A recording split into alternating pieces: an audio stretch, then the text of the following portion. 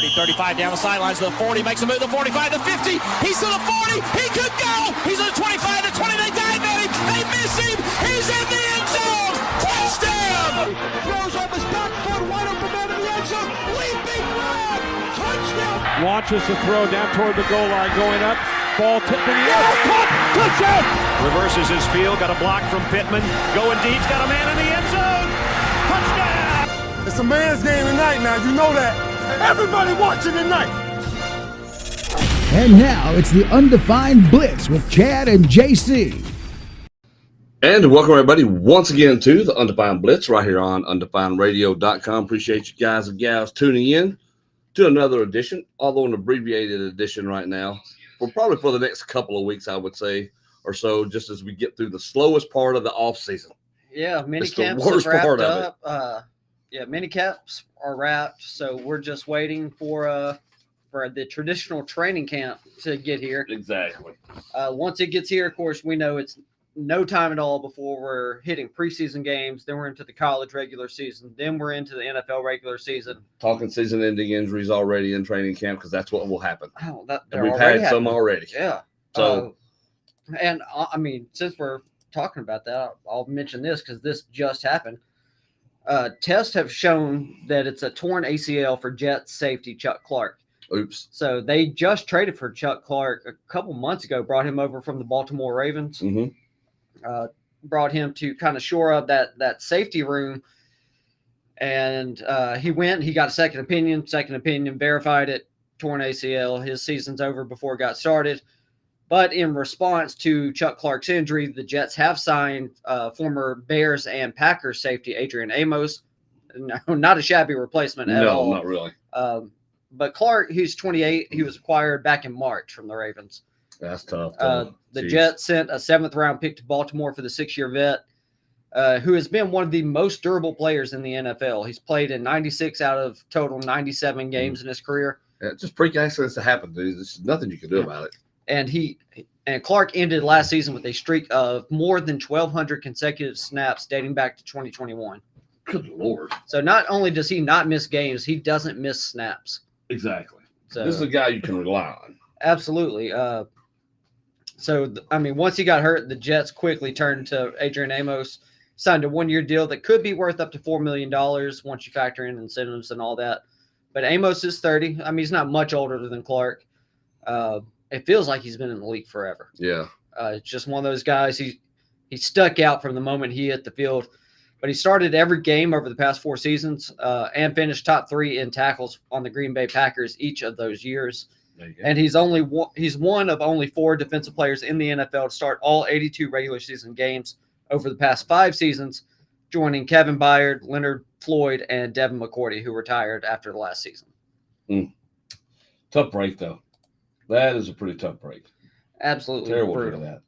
So, and we got a lot of college stuff to talk about today. But before we Mostly get there, college stuff today, yeah, for sure. since we're already on the NFL side of things, I want to get into what I think is an interesting discussion.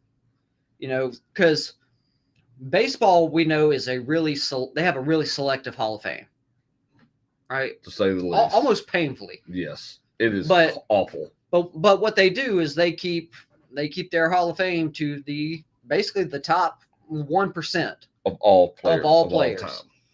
You have to be the elite of the elite to get into the baseball Not Hall of everybody Fame. gets into it. No. And of course, the discussion has been brought up in recent years about the Pro Football Hall of Fame. Mm-hmm. And is it really the Hall of Fame or is it the Hall of really, really good? Sure, yeah. Because there's some players who don't have the stat line of other players that are in the Hall of Fame, but some of these players have been so I don't want to say that they transcended the game, but they revolutionized the game. Yes. And there's a lot of players like that.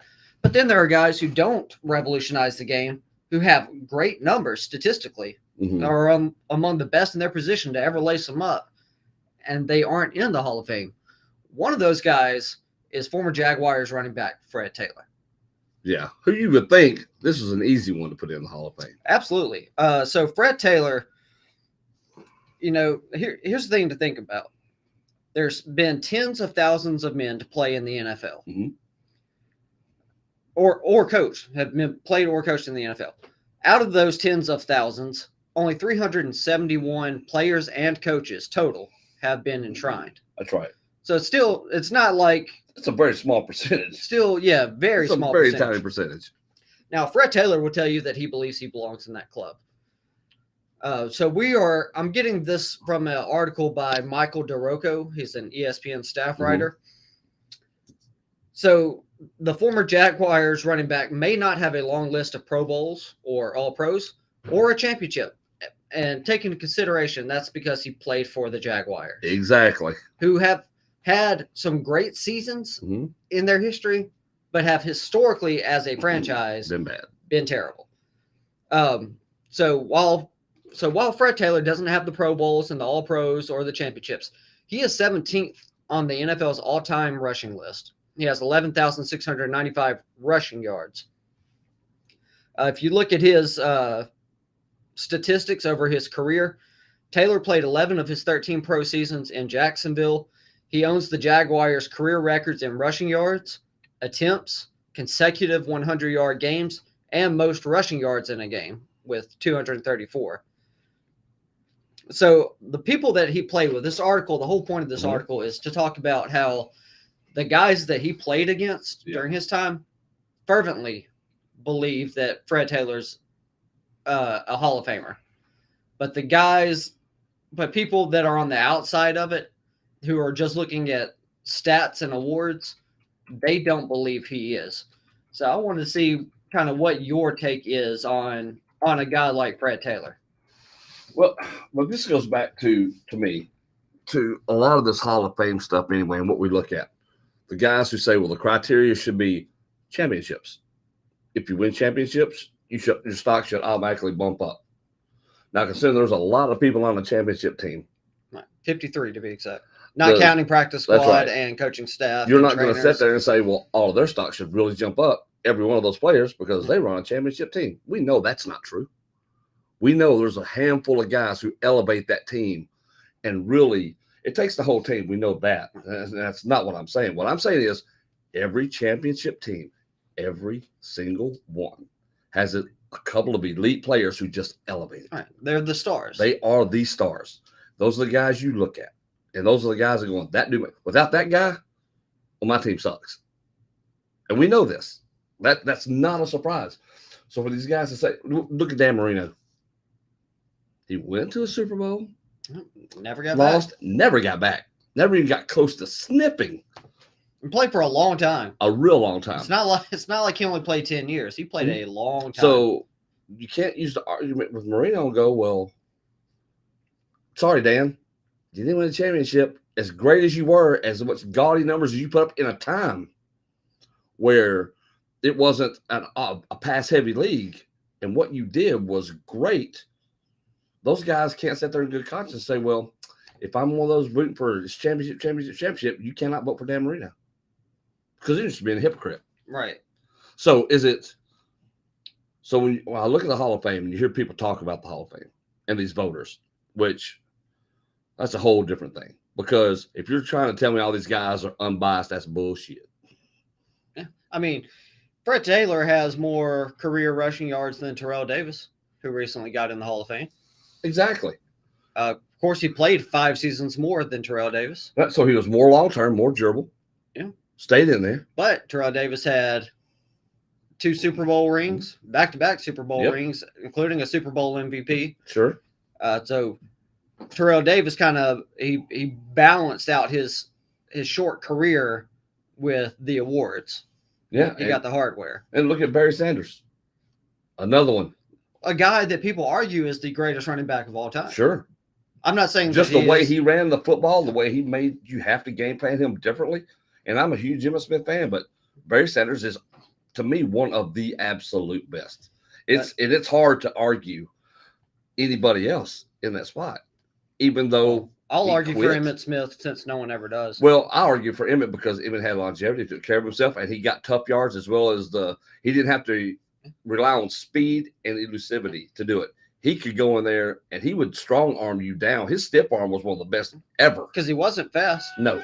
Well, compared to the other elite speed demons that we've seen come through the NFL, especially at the running back position. Emmitt Smith, by those standards, not fast. No. So then, are you just telling me a great running back is one who can just make people miss everywhere, and that's the best of all time? Well, or is it one who changes the game and, again, helps elevate your team like these other positions we talk about? I think Walter Payton kind of put it into perspective when he was, getting close to the end of Walter Payton's life. Yep. And this is while Emmett and Barry Sanders were kind of pushing the envelope to see who, if there's a guy that's going to pass Walter, which one of these two guys will it be? And then next thing you know, Barry retires. Yes. And Walter Payton said it himself that he was talking to Emmitt Smith. I think Emmitt got hurt. Yeah. And Walter went to visit Emmitt at the hospital. And he said, I kind of thought maybe Barry would be the one to break all my stats. But, he stopped. And Barry Sanders could have kept playing for a long time. He just decided to walk away. He wasn't having fun because he played on a terrible franchise. That's right. Which brings us back to Fred Taylor. Exactly. Exactly. That's the whole point of this. And look, I'm not saying Fred Taylor's LaDainian Tomlinson. I'm not saying that Fred Taylor's Emmitt Smith or Barry Sanders or Walter Payton. No, but you look at what he did for his team from that position on a team that was garbage for so long. Fred Taylor's he's in that conversation of guys like Corey Dillon, like a Ricky Waters, Eddie George. Yep. I don't want to say Sean Alexander, but I guess Sean Alexander because he had some great years in him. And even Priest Holmes, who I love a lot because he's played at Texas. Yep. But there was a long period of time when you thought about the Jacksonville Jaguars. Fred Taylor was the guy you thought about. Exactly. Exactly. And that makes a difference. Like he was if you had asked any just casual NFL fan to name a single player off of the Jacksonville Jaguars during Fred Taylor's run, the guy they most likely would have mentioned is Fred. Oh, no doubt. No doubt. I mean, Adrian Peterson was one I thought might go up there and catch Emmett because of how he was running. And then the injuries happened. And even after he got that severe injury, he comes back rushing for 2,000 yards, right? Has an incredible I think he was season. like 8 shy of Eric Dickerson's single-season record. Yeah, which is insane. And he would have gotten that too, but his coach pulled him out. Yeah, which that dude that's horrible. Again, the dumbest thing of all time. Again, this is the issue. But you look at these spots. So Frank Gore, third all time. Yeah, 16,000 on the nose. 16,000. And you want to talk about longevity? Yes. Especially the last few years of his career weren't anything spectacular. I mean, he was mostly a third down back or even third on the depth chart in the various stops that he had between Miami, the Jets, the Colts. Yep. He was with there towards the end. He played, 15 years? Yeah, something like that. But anyway, you look at this. So outside of Frank Gore and Adrian Peterson, who round out the top 5. And both of those guys will be in the Hall of Fame. They will be in the Hall of Fame as soon as their eligibility is up. Everybody else, all the way down to Fred Taylor, is in the Hall of Fame. Thurman Thomas, who had some of his biggest screw-ups on the biggest stage in all of football, in all professional sports. And honestly, Thurman Thomas is that guy who's entirely too forgotten. He is. I love Thurman Thomas. Like, people don't put enough. I don't even want to say that people don't respect him, but people don't even talk about him. They don't, and they should, because, again, if the Bills win any one of those Super Bowls, the conversation about so many Bills players is different. Yes, absolutely. That Thurman Thomas, like people don't talk about Bruce Smith nearly enough, and Bruce Smith is what the all-time sack leader. Yes.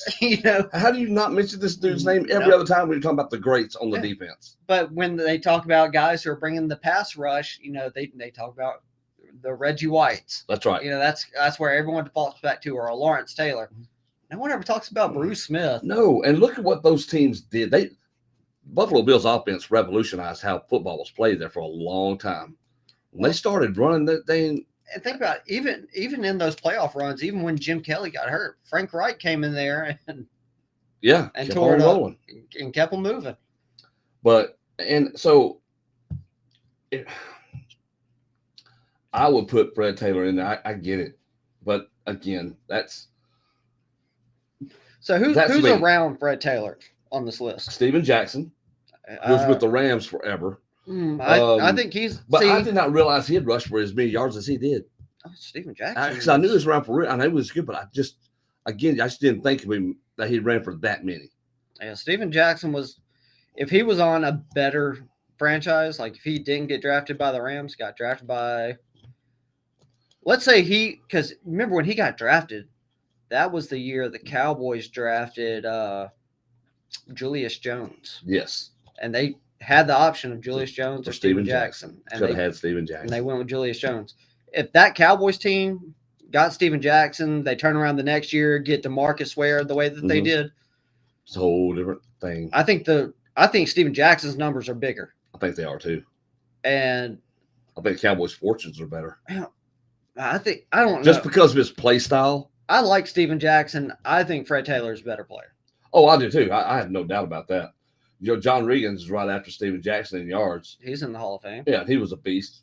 Of course, he played back in the old school days too. Right. John Regans was a tough human being. Corey Dillon's right after John Regans. I think he should be in the Hall of Fame because what he was for those terrible Cincinnati Bengals teams. And they were god-awful. In the early 2000s. Yep. Then he gets to New England, and he's that running back that helps get them a couple Super Bowls. Well, he is. And you realize this, he only played 9 seasons. And he rushed for 11,000 yards. Yeah, he was a machine. He was something. Corey Dillon was a stud. So he's another one of those guys nobody really talks about. Yeah, not nearly enough. No. And they should. I mean, there's some great players in here. And then you got O.J. Simpson sitting there at 21, who, before he decided to go on a murder spree, was one of the greats to ever do it. Absolutely. So his statistically, he's below Fred Taylor. Yes. But here's some Hall of Famers that are also below Fred Taylor.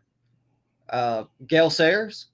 Yep. He only rushed for just a hair under 5,000 yards in his career. That's right. Steve Van Buren, 5,800 yards in his career. There you go. And, Texas Longhorn legend Earl Campbell, who rushed for 9,400 yards in his career. Exactly. Which is wild. That is so wild. Fred Taylor averaged 4.6 yards per carry, which ranks 32nd all time in the NFL. Does anybody know Clark Hinkle? No, you don't. You don't. Outside of Green Bay, nobody knows that name.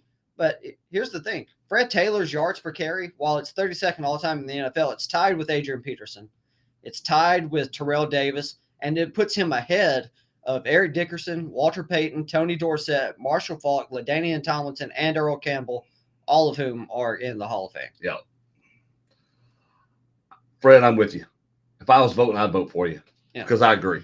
I think you're one of the greats to ever do it. Yep. And Fred Taylor, the only Pro Bowl he ever went to was in 2007 when he got put in as a injury replacement for Willie Parker. And again, when you play in a city that's your team is garbage and you don't and your viewing area is not big, so you're not seeing that this is the sort of thing that happens to you.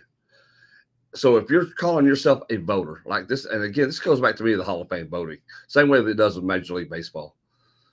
You got to look at the body of work that a player does if you're truly going to consider them and say, what did this guy do for the game of football at his position, no matter what team he played for, and sometimes especially because of the team he played for. Right.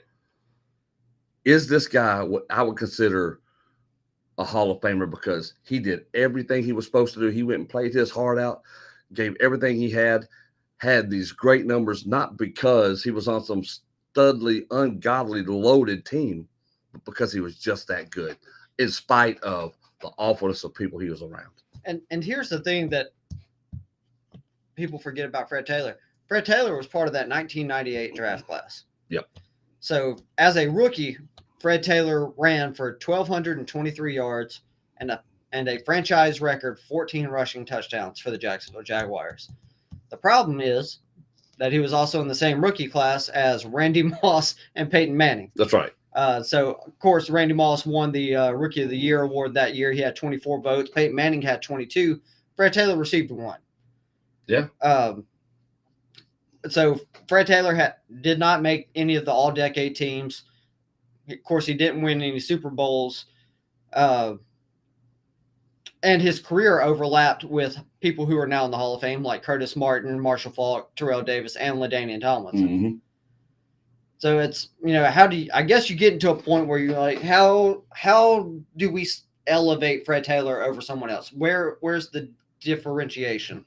And I guess that's where the accolades come into play. Well, that's the ones that it's give numbers you the little first and then accolades, you know, if you're splitting hairs. And that's what they're going to try to, well, if you just had a championship, or if you had a couple more Pro Bowls.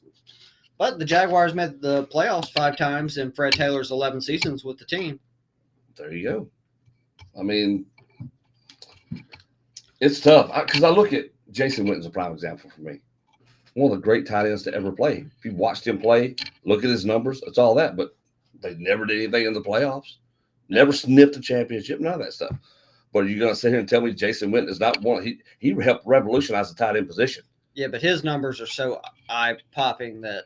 Well, they are, but he'll what I'm be saying, in the Hall of Fame. but that's for what I'm sure. saying. But again, the numbers are huge. But did he revolutionize? Even though he didn't even get close, he didn't get in the championship game. Yeah, I think with Jason Witten, I think where he does revolutionize the game is, no, he wasn't fast. Nope. He was a willing blocker. Yep. But the fact is, he ran such crispy, clean, precise routes that even though he ran like a snail in molasses, he still got open. He could snap off his route so well, he was always open. Yeah. And you don't have the career longevity, especially at that tight end position that he had. That's right. With the success that he had, if you are not absolutely one of the best. He's the Dallas Cowboys all-time leading receiver. Yeah. Yeah. You think about the people that have played wide receiver for the Dallas Cowboys. Oh, God. Bullet Bob Hayes, Michael Irvin, even more recently, Dez Bryant. Yeah. And they still aren't close to Jason Witten's stats. That's right. Oh, no doubt. No doubt. I mean, I guess you can say Terrell Owens, but Terrell Owens didn't spend the majority of his career with the Dallas Cowboys. No. All right, what we got up next? So, yeah, Fred Taylor, I definitely think should be at Hall of Fame. I do too. Bam.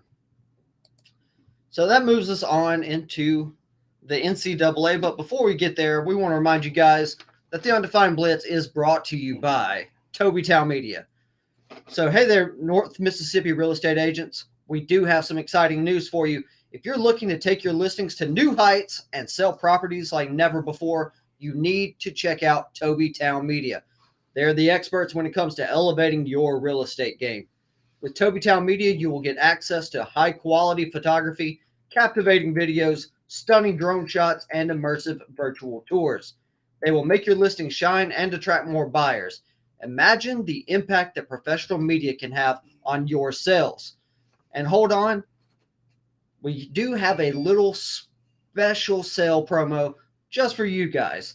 So if you're a first-time client with Tobytown Media, you can try Tobytown Media for free. That's right, for free. Just order their pro package online with promo code BLITZ at checkout. That's right, BLITZ, all capital letters at checkout. It'll make your first order absolutely free. Don't miss out on this exclusive offer. Visit their website at www.tobytownmedia.com to register and book an appointment today. Remember, it's all about standing out in the competitive real estate market. So take that next step and let Tobytown Media supercharge your success. There you go. All right, so we're moving on into NCAA football. Some college football news for you guys. Since we're kind of discussing Hall of Fame statuses, why not talk about some potential college football Hall of Fame eligibility that may be hurt by some recent events here? So former LSU coach Les Miles may no longer be eligible for the College Football Hall of Fame after the school vacated 37 wins as part of NCAA penalties announced on Thursday. This is according to Adam Rittenberg, ESPN senior writer.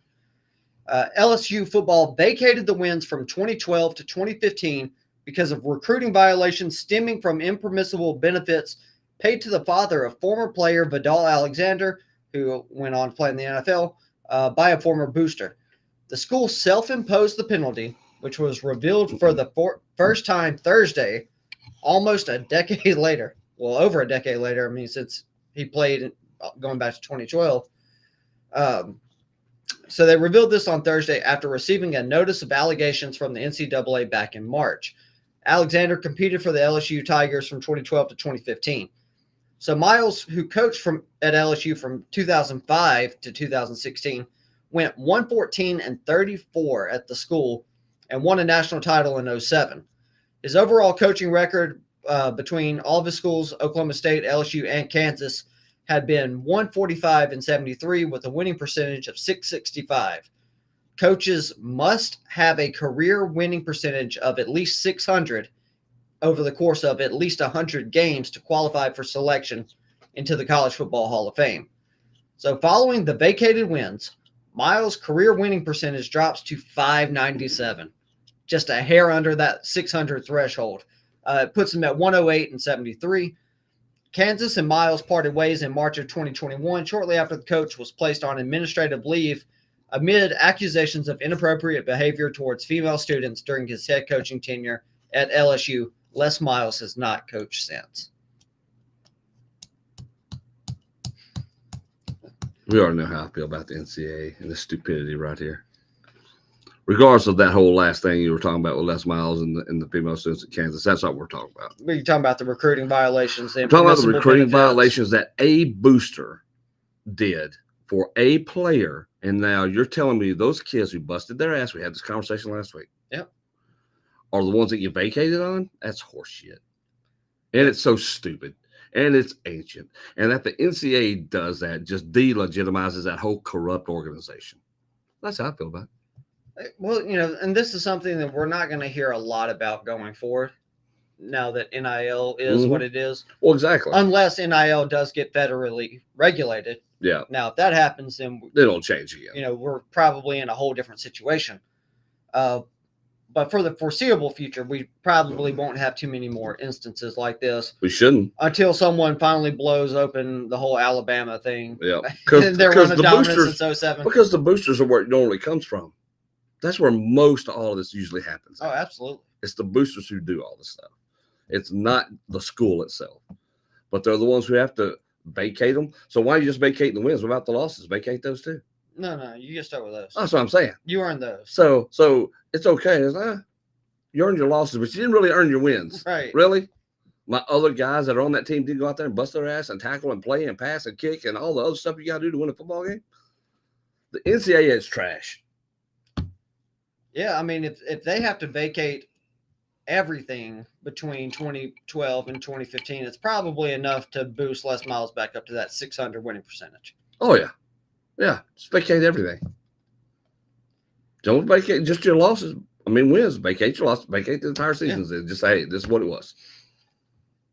Man. But that's stupid. Now, I mean, if they really want to be dumb about it, they could turn every one of those games into automatic forfeits. Yeah. Which then would boost winning percentages for other coaches at other programs. I think it's one of those things where there's really no 100% foolproof way to do it. Yeah, there is. Stop punishing the schools for doing this stuff when it's on the boosters and get rid of the boosters and never allow them back on the campus again as long as they live. And we have seen instances of that. That's what needs to happen. The problem is those are just few and far between. That's because, again, money's involved. And not just for the school itself, but for these NCAA officials who are reaping all the benefits. I'm with you. We did have some sad news over the last couple of days in college football. So we're going to go all the way up to Montreal, Canada, where a former Cornhusker running back, I hope I'm saying his name right, Darren Diedrich. Mm-hmm. He's a Canadian running back who started at Nebraska. He won 3 Grey Cup titles in the CFL over a 10-year Canadian Football League career. He died Saturday after fighting cancer. He was 44 years old. Terrible. The Montreal Alouettes was the team that Diedrich helped win 2 Grey Cups with. They confirmed the death through his family. Former quarterback Anthony Cavillo, currently the team's offensive coordinator and quarterbacks coach, was a teammate of Diedrich's for 8 seasons in Montreal. He said, I won 2 championships with him, and he was a very important piece of our team. He was always in a good mood and got along with everyone in the dressing room, and he leaves us far too young. But Diedrich, interesting story, he was born in Jamaica, raised in Toronto.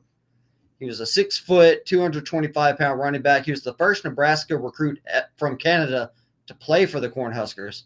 In 2001, he started for Nebraska, rushing for a Big 12 leading 1,299 yards and 15 touchdowns.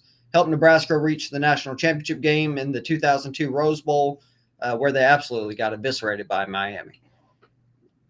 But he finished his college career with 2,745 rushing yards on 502 carries and 26 touchdowns.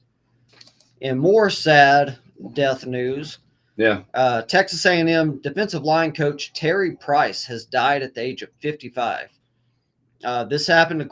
This was according to the school. This was reported 3 days ago. No cause of death was given. Price, who coached D-line for 28 years in the SEC, he was a Texas A&M alum who returned to his alma mater in 2012 under Kevin Sumlin, and then he remained there under current coach Jimbo Fisher. Price previously coached at Ole Miss for 7 seasons and at Auburn for 10. So, just terrible news. Absolutely sad Way too news young. in the world of college football. But we can get a little excited about the future because we've got a little bit of recruiting news here as far as some top-tier recruits. So Ohio State has bolstered their 2024 class with 4-star cornerback Bryce West. West is the number 27 overall recruit in the ESPN 300 for the 2024 class. He attends Glenville High School in Cleveland. He had pledged to Ryan Day and the Buckeyes while on his official visit to Columbus this past weekend. He previously took official visits to Michigan and USC earlier this month. D coordinator Jim Knowles and cornerbacks coach Tim Walton would have a second top 5 cornerback in as many years to work in with West, who's number 4 in 2024, who would join Jermaine Matthews, who is number 5 in this year's 2023 recruiting class. So a big get for Ohio State, bolster that secondary. They have some top-notch players to come for several years, especially as the landscape of the Big Ten is changing with the addition of USC and UCLA. But then we'll move that recruiting news on down south, all the way down to Austin, Texas, where Jarrett Gibson, the top-ranked running back in the class of 2024, has committed to Texas. So Steve Sarkisian in Texas secured a commitment from Jarrett Gibson, the top-ranked running back in 2024 class. He's the number 29 overall player in the 2024 ESPN 300. He was also considering Georgia, Tennessee, Miami, and Florida, and would be the second ESPN 300 running back to sign with the Longhorns in as many years after Edgewater High School product Cedric Baxter Jr., the number 30 overall prospect and number 3 running back in this year's class. So that Texas backfield, who got noticeably thinner this year after Bijan Robinson and Roschon Johnson have departed, both of them being drafted in the first 4 rounds of the NFL draft. Now Texas is kind of filling out that running back room once again. Part of me can't help. And look, Texas has recruited well over the last 10 years. Yeah, they've done real well. Despite a lack of success on the field, they have been recruiting very well. But it feels like they're getting more top flight talent, like the higher end talent now. And a lot of that feels like it's because of Arch Manning. Oh, I'm sure. Probably part of it's Quinn Ewers, but then the Arch Manning thing. There's a big Arch Manning. That Manning connection. brand, having that connected to the school now, that's huge for recruiting. This is guys that actually get to play with a Manning. And not to mention, now they're moving to the SEC. Mm-hmm. Like, there's a lot of things working in favor for Texas from a recruiting standpoint. As Oklahoma drops out of the rankings in the recruiting class. Really? Yes, they did. Wow. Yes, they did. They sure did. I didn't see that. Yeah, Oklahoma did, and was it Texas A&M? Did Texas A&M pull out of the recruiting class? I think they did too. Man, I'm gonna have to check it out. Yeah. I can't believe either of those schools did, because I mean, Oklahoma's just a strong brand, and Texas A&M, I mean, with Jimbo Fisher, typically like they're always gonna they're gonna be on it. You would think so. So we got Georgia is number 1, Michigan, Notre Dame, Florida. Oops, I just lost it. There it is. Ohio State, Penn State, Stanford, Oregon, LSU, North Carolina's top 10. That's insane. This is for 2024. That's right. Tennessee, Those will Clemson, change. Georgia Tech, Minnesota. I keep clicking see more, and it's not showing me more. Oh, well. But those are your top 14. That's right. Look, Georgia's just, man, they are rolling. Granted, it's the end of June now. We're realistically 8 months away before we'll see the impact of these recruiting classes. That's right. And see what they ultimately end up looking like. But right now, Georgia's got 2 5-stars, 15 4-stars, and 4 3-stars for the class of 2024. They already have 21 recruits secured. Oh, well, I say secured. They can leave at any time. Sure. They just have to get released from their letter of intent. Michigan currently leads, or not, they don't lead actually, but they've got 23 recruits as of right now. Notre Dame's got 21. If you drop down to the number 7 recruiting class, Stanford, they have 24 recruits currently for 2024. Grief. Now, they have 0 5-stars. They do have 7 4-stars. So they got some good recruits in there. But they've got 17 3-stars. That's where the bulk of their talent is. And look, don't get wrapped up in stars. That's right. They're really subjective. They are. They don't mean anything. Like Aaron Rodgers was not a highly recruited player. We've seen how that worked out for him. So don't get too tied up in that. Oh, I got the rest of my top 25 here. So number 15, we got Pitt. 16 is Ole Miss. Then Nebraska in the top 25 in recruiting. Rutgers, that's wild. That's how you know this is too early to take way seriously. Too early. Mississippi State at 19, Arkansas at 20, USC at 21, Wisconsin 22, Florida State 23, Wake Forest 24, South Carolina's 25.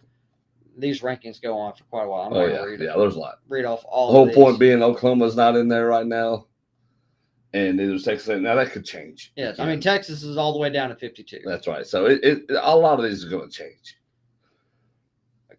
I mean, we've seen what Colorado's done, and they're at 46. That's right. So take it all with a grain of salt. They're great headline grabbers. They are.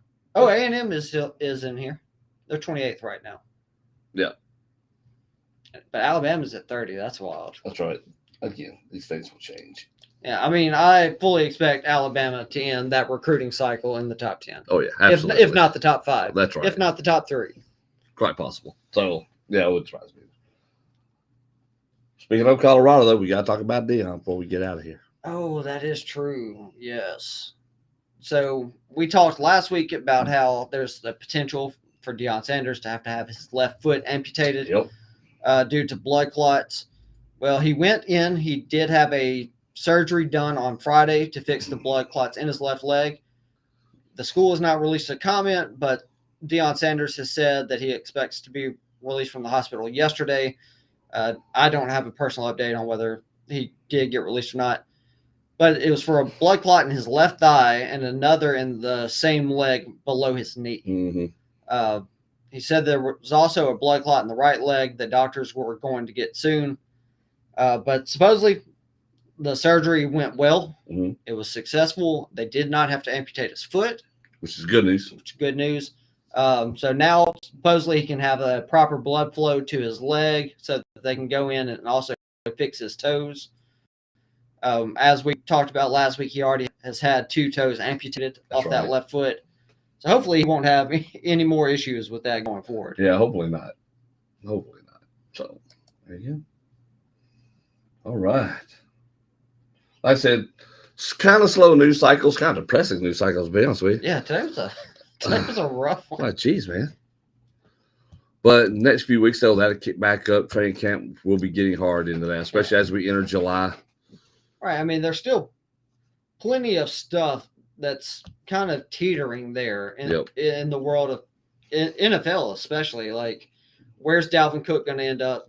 Where's DeAndre Hopkins going to end up? Mm-hmm. Where's Ezekiel Elliott going to end up? Yep. Also, what's the deal with Stephon Diggs? Are he and the Bills just at an impasse? We'll see that heat up a lot here in the next few weeks. Will he even be with the Bills this season? And if he does get moved, who's that suitor that's willing to take on that contract? I swear. Which is not as bad because Stephon Diggs did restructure his deal, and that's kind of part of the reason he's pissed off right now is he restructured his deal, and they're not bringing in the kind of players they told him that they were going to bring in. So it's a really interesting situation there in Buffalo, although they did just spend money to extend head coach Sean McDermott and GM Billy Bean. Yeah. All the way through the 2027 season. There you go. And I think all of this couldn't be happening at a worse time for Buffalo. That's right. Because we just saw the addition of Aaron Rodgers to that division. Miami looks like they're going to be there for a while as a team that you're really going to have to contend with. So, but I think right now Buffalo's looking at best being the best team in that division. If all their guys get on the same page, but wouldn't be super shocking if they ended the season third place in that division. Exactly. So, watch out. It's going to be fun here in the next few weeks. We got to talk about a lot of spicy stuff. Yeah, so training camp should be starting up in about a month. Mm-hmm. I wish I had a schedule of when these teams start reporting to training camp, which we know that I think it's the Jets and the Browns are playing the Hall of Fame game. Yep. Yeah, so they're playing Thursday, August 3rd, which means they will probably report to training camp in less than a month. Oh, they have to. Probably around the 20th, give or take. Yeah, so about 3 or 4 weeks. Give them about 2 weeks to kind of get things in gear and get ready for that Hall of Fame game that none of their starters are going to play. That's right. Play Miles HOF Eligibility, folks. Man. Yeah, so they'll be releasing these training camp schedules soon. We'll see who gets to report when. Of course, rookies will always report before the veterans get in there. But that's my favorite time, because once that happens, like, it's on. It feels like a couple minutes go by and you're starting the regular season. It really does, because it happens quick after that. It's Yeah. kind of snowballs. And we'll see some interesting players, some guys who will show up big in these preseason games and then don't even make the roster for the team or even the practice squad for the team that they went to training camp with. Yep. They'll latch on with another team, probably contribute as special teams players. I think the biggest example of that I can think of from last season, the Bills brought this running back. His last name was Blackshear. I can't think of his first name, but they brought him into training camp last season. And in this one preseason game, he just, in the fourth quarter, he completely took over.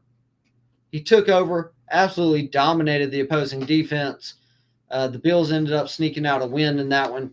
He gets cut from, or I think he did get signed to the Bills practice squad.